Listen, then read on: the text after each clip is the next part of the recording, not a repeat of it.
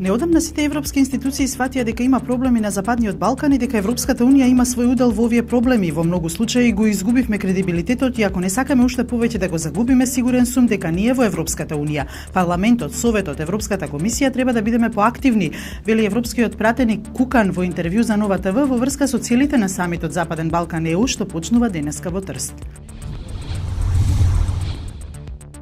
Разрешувањето на јавниот обвинител Марко Зврлевски денеска е на дневен ред на собранието. На самиот почеток на денешното продолжение пратеникот од ВМРО ДПМН Драган Данев, координатор на пратеничката група, побара пауза од 1 час. За оваа точка пријавени се над 90 пратеници. За разрешувањето се потребни 61 глас.